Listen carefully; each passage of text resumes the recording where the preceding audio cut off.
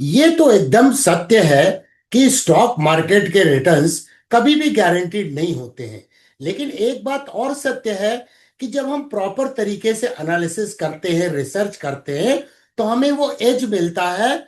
But risk management को हम ignore नहीं कर सकते। आज एक ऐसा केस डिस्कस करेंगे जिसमें एक ही स्कैंडल ने ₹1.4 लाख करोड़ का मार्केट कैप उड़ा दिया और रिटेल इन्वेस्टर्स का तो ₹1.05 लाख करोड़ का नुकसान हुआ FY25 में, सिर्फ डेरिवेटिव ट्रेडिंग के द्वारा। सेबी ने जेन स्ट्रीट नाम की एक ग्लोबल फर्म को बैन किया है और अब हर ट्रेडर ये सोच रहा है एफएनओ ट्रेडिंग में गलती कहां हो रही है। अगर आप भी ऑप्शंस या फ्यूचर्स में ट्रेड करते हो या सोच रहे हो ट्रेड करने का, ये वीडियो आपके लिए बहुत ही इंपॉर्टेंट है।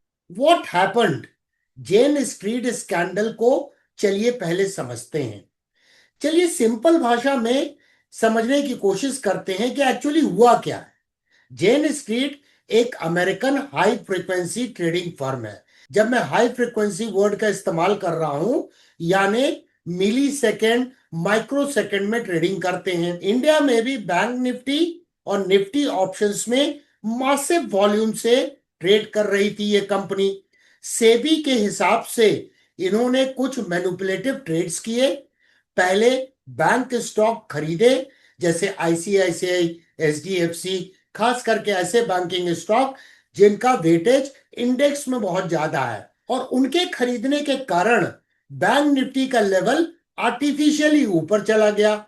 फिर इंडेक्स ऑप्शन में उन्होंने बेरिश पोजीशन ली और जब स्टॉक सेल हुए, ऑप्शन से उन्होंने मासिव प्रॉफिट बना लिया। तो सेबी ने इस एक्टिविटी के बारे में बोला कि ये इंटेंशनल है, सिनिस्टर है और वेल प्लान्ड स्कीम है। उसका रिजल्ट क्या हुआ? सेबी ने 3 जुलाई को जेन स्ट्रीट को बैन कर दिया और ₹4,843 करोड़ का एस्क्रो फंड सीज किया। इंडिया की option market suddenly shaken up हो गई। Retail losses and broken system. दोस्तों, सबसे बड़ी चोट किसको लगती है? रिटेल इन्वेस्टर्स को, रिटेल ट्रेडर्स को। 2024-25 में सिर्फ एफएनओ सेगमेंट में ₹1.05 लाख करोड़ का लॉस रिपोर्ट किया है रिटेल सेगमेंट के द्वारा। मतलब 91% अकाउंट्स रेड में रहे। और ये कोई पहली बार नहीं हुआ है। हर बार जब मार्केट में या तो मैनिपुलेशन होता है तो रिटेल सबसे पहले क्रश होता है। वैसे तो बिना मैनिपुलेशन के भी एफएनओ में ज्यादा लोग नुकसान ही करते हैं। और ऐसा लगता है कि जेन स्ट्रीट के अलगो भी सेबी के फॉर्म से डरे हुए थे। उनका बैक टेस्ट तो सही था, लेकिन सेबी का बैक किक हेवी पड़ गया। क्या आपने कभी सोचा है कि एफएनओ का असली प्रॉब्लम क्या है? Fixed lot size. अब सुनिए सबसे क्रूशल बात, जो हर बिगिनर इग्नोर भी करता है और उसे समझता भी नहीं है। इंडिया में एफएनओ में फिक्स्ड लॉट साइज होता है। आप छोटी सी कैपिटल के साथ आओ या बड़ी कैपिटल के साथ, कम से कम एक लॉट तो आपको लेना ही होगा। तो रिस्क को मैनेज करने के लिए पोजीशन साइजिंग का ऑप्शन ही समाप्त हो जाता है। इसका मतलब क्या हुआ? रिस्क ज्यादा हो गया तो छोटा नहीं कर सकते। कैपिटल का मेजर हिस्सा एक ही लॉट में ब्लॉक हो सकता है।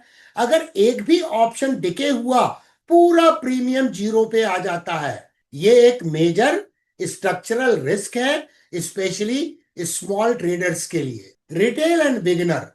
अगर आप एक रिटेल ट्रेडर हो या अभी अभी ट्रेडिंग सीख रहे हो, मैं आपको दिल से कहना चाहता हूं, एफएनओ ग्लैमरस जरूर दिखता है, लेकिन इसका रिस्क असिमेट्रिकल है। एक तरफ लिमिटेड रिवार्ड है, दूसरी तरफ अनलिमिटेड लॉस है।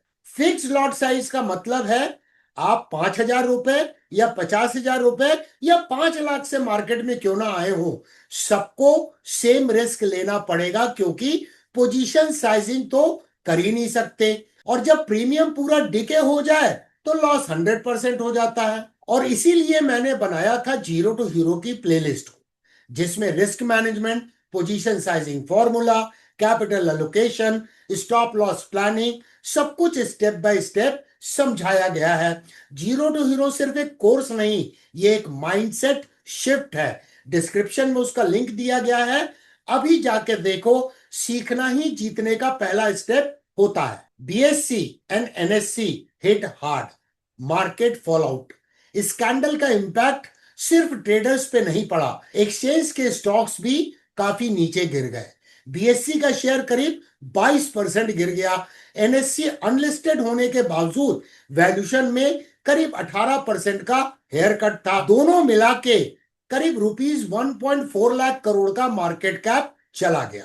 और ऑप्शन ट्रेडिंग वॉल्यूम डाउन हो गया करीब 20% से, स्पेशली वीकली इंडेक्स ऑप्शंस।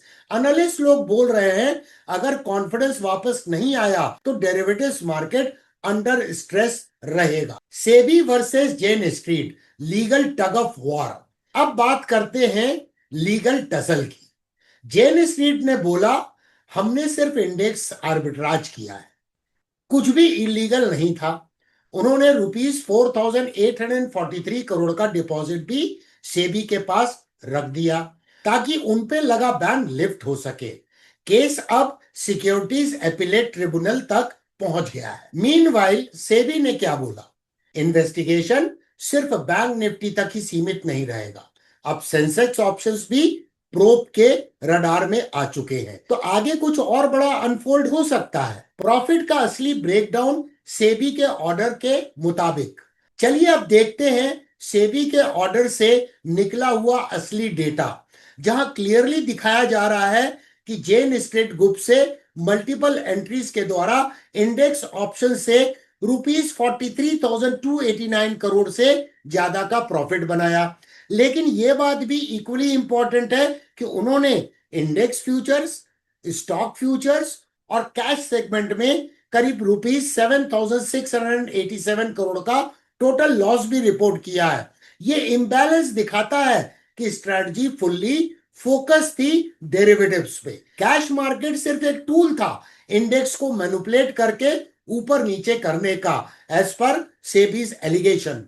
ये ब्रेकडाउन सेबी ने एनएससी के डेटा के बेस पर दिया है और आप क्लियरली देख सकते हो जेन स्ट्रीट सिंगापुर ने रुपीस 31,415 करोड़ इंडेक्स ऑप्शन से अलोन कमाया है।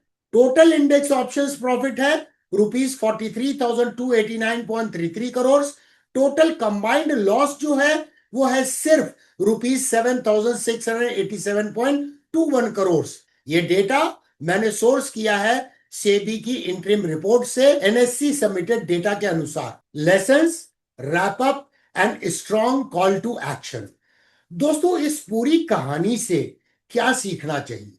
नंबर 1, मार्केट्स में कोई भी बड़ा प्लेयर गलत कर सकता है। नंबर 2, रिटेल हमेशा वनरेबल होते हैं, स्पेशली एफएनओ सेगमेंट में।